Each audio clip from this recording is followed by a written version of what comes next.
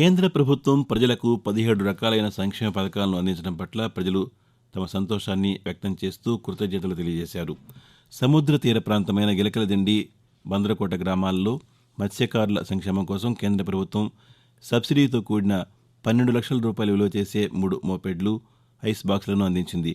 కేంద్ర ప్రభుత్వం తీసుకున్న గరీబ్ కళ్యాణ్ అన్న యోజన పథకం ద్వారా ఉచితంగా రేషన్ బియ్యం తీసుకుంటున్నామని, పేదరికంలో ఉన్న తమకు చేయూతనిస్తున్నందుకు ప్రధానమంత్రి నరేంద్ర మోదీకి వారు కృతజ్ఞతలు తెలియజేశారు.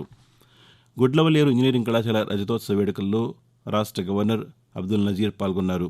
ప్రపంచాన్ని మార్చగలిగే శక్తి కేవలం విద్యకు ఉందని, యువత విలువైన సమయాన్ని సద్వినియోగం చేసుకుంటూ జీవితంలో ఎంత ఎత్తుకు ఎదిగినా నిరంతర విద్య సముపార్జన చేసే విధంగా నిత్య విద్యార్థిగా ఉండాలని విద్యార్థులను ఉద్దేశించి ఆయన ప్రసంగించారు. కళాశాలలో పూర్వ విద్యార్థుల సహకారంతో స్కిల్ ఓరియంటెడ్ ల్యాబ్ ఏర్పాటు కావడం పట్ల ఆయన హర్షం వ్యక్తం చేశారు.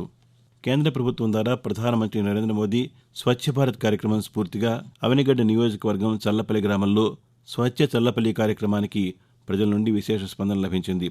డాక్టర్ డిఆర్కే ప్రసాద్, పద్మావతిలు కలిసి 60 మంది స్వచ్ఛంద కార్యకర్తలతో ప్రతిరోజు స్వచ్ఛ చల్లపల్లి కార్యక్రమం ద్వారా పరిసరాలను పరిశుభ్రంగా ఉంచుతూ వాతావరణ కాలుష్యం జరగకుండా మొక్కలను పెంచుతున్నారు. స్వచ్ఛ చల్లపల్లి కార్యక్రమం పలువురికి స్ఫూర్తిదాయకమని రాష్ట్ర పంచాయతీరాజ్ ప్రిన్సిపల్ సెక్రటరీ బుడితి రాజశేఖర్ సభ్యులను ప్రశంసించారు.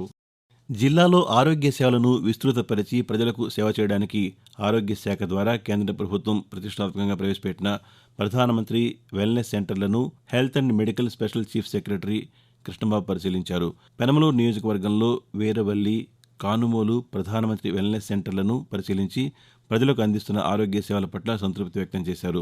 ప్రధానమంత్రి ఆయుష్మాన్ భారత్ పథకం ద్వారా 5 లక్షల రూపాయలు విలువ చేసే ఉచిత వైద్యాన్ని దేశంలో ఎక్కడైనా ఉపయోగించుకునే విధంగా పథకాన్ని తీసుకొచ్చిందని, అందుకు అవసరమైన ఆయుష్మాన్ భారత్ గుర్తింపు కార్డులను ప్రజలకు 100% అందించాలని అధికారులను ఆయన ఆదేశించారు. దేశంలో మహిళల సంక్షేమం కోసం కేంద్ర రాష్ట్ర ప్రభుత్వాలు అనేక పథకాలను తీసుకొచ్చి మహిళా సాధికారత దిశగా కృషి చేస్తున్నాయని గృహ నిర్మాణ శాఖ మంత్రి జోగి రమేష్ తెలిపారు. రాష్ట్ర ప్రభుత్వం ఇచ్చిన మాట ప్రకారం 45 సంవత్సరాలు దాటిన మహిళల ఖాతాల్లో 18,750 రూపాయలు ఎస్సీ, ఎస్టీ, బీసీ లబ్ధిదారుల డీబీటీ పథకం ద్వారా జమ చేసినట్టు తెలిపారు. 4వ విడత వైఎస్ఆర్ ఆసరా కార్యక్రమం ద్వారా యనమల కుదురు ప్రాంతంలో 7,753 మంది మహిళలకు 7 కోట్ల రూపాయల నిధుల చెక్కులను అందజేశారు.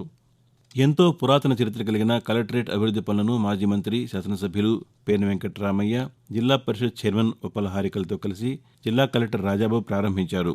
నిత్యం కలెక్టరేట్ ప్రాంతానికి వివిధ సమస్యల పరిష్కారం నిమిత్తం అనేక ప్రాంతాల నుండి ప్రజలు విచ్చేస్తూ ఉంటారని, వారు సేద తీరే విధంగా గ్రీనరీ, సురక్షితమైన త్రాగునీరు, టాయిలెట్ సౌకర్యాలను ఏర్పాటు చేస్తున్నట్టు తెలిపారు.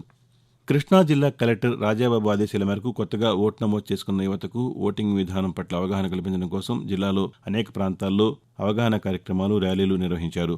కలెక్టరేట్ ఆవరణలో ఓటింగ్ వేసే విధానం పట్ల అవగాహన కల్పించడానికి లైవ్ మాక్ ఓటింగ్ సెంటర్ను జిల్లా కలెక్టర్ ప్రారంభించారు.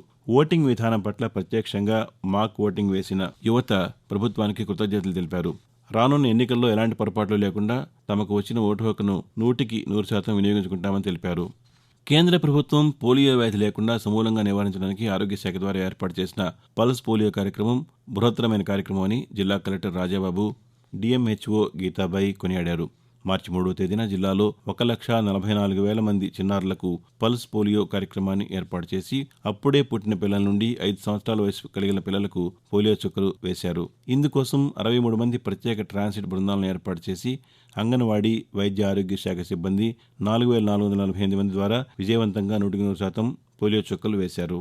దివ్యాంగులైన చిన్నారులకు తోడ్పాటు అందించడం కోసం కేంద్ర ప్రభుత్వం అనేక రకాలైన ఉపకరణాలు అందిస్తోందని జిల్లా జాయింట్ కలెక్టర్ గీతాంజలి శర్మ తెలిపారు. దివ్యాంగులకు అవసరమైన చేతి కర్రలు, బ్యాటరీ ట్రైసైకిల్స్, కళ్లజోళ్లు, వినికిడి యంత్రాలను ప్రతి నెల 2వ వారంలో లబ్ధిదారులకు అందిస్తున్నట్టు తెలిపారు. మాట్లాడలేని, చదువుకునే విద్యార్థులకు వారి విద్యకు అవసరమైన 1,05,00,000 రూపాయల ల్యాప్టాప్లు, బ్యాటరీ ట్రైసైకిల్స్, వినికిడి యంత్రాలను అందించారు. జిల్లా ప్రభుత్వ ఆసుపత్రుల్లో వికలాంగులకు సదరం క్యాంపులను ఏర్పాటు చేసి వారికి అవసరమైన గుర్తింపు పత్రాలను ఎప్పటికప్పుడు అందిస్తున్నామని, ప్రభుత్వం తరఫున వారికి అండగా ఉంటామని తెలిపారు.